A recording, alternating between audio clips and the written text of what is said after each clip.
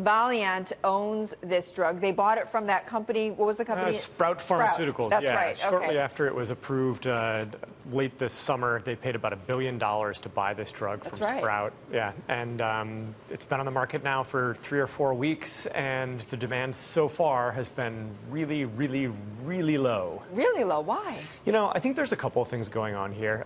For one, if you're a doctor, to prescribe this thing, unlike a lot of other drugs, you actually have to do this 10-minute long online training course. It sounds pretty easy, but then you have to fax a form in. It's a little bit of a pain. Okay. And then the other thing is that, you know, despite a ton of attention, you know, in the press and in online and everything like that about this drug when it was originally approved, you know, I think when women go, and from the doctors that we spoke with, when women go and talk about this drug and what the side effects are, like you can't have any alcohol because there's a risk of fainting and low blood pressure, and it's not terribly effective for a lot of women. I think many of them are probably making the decision, at least from the conversations we've had, that, you know, maybe this isn't the drug for them, or maybe they aren't interested in this and thing they have to after take all. it every day, right? Yeah, you have to take. It's not like Viagra. You know, that's the comparison we made. Viagra, when it came out on the market in the first month in 1998, 500,000 prescriptions for this drug. I mean, it just like it flew out of the door. And you see kind of a very similar. It's Pfizer that owns Viagra. Pfizer owns Viagra. Yeah, and you see a similar level of, you know, hype and interest around this drug just from a, hey, what are people talking about? Right. But, you know, not even close to anything like that kind of demand by women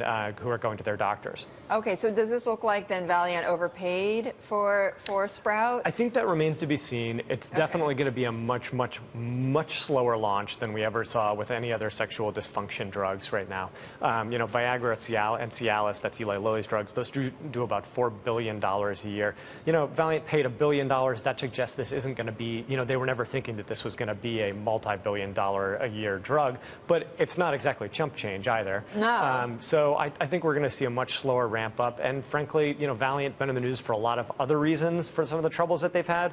We'll have to see how those problems maybe read through to this drug. Well, I think, Drew, that's exactly right. I mean, have they been so distracted with these other issues that perhaps they didn't put enough marketing muscle behind, you know, addyi, that they've been distracted? Right. I think they have about 150 sales reps out there working, you know, and we're thinking there's around, you know, I think 35,000 OBGYNs in the U.S., 450,000 primary care docs. So they've got a lot of people out there to get to. And, you know, yes, there is at some point or another going to be a ramp up in marketing. There's going to be direct-to-consumer ads for this and things like that. We'll probably see sales start to pick up then, but so far the launch has been pretty slow.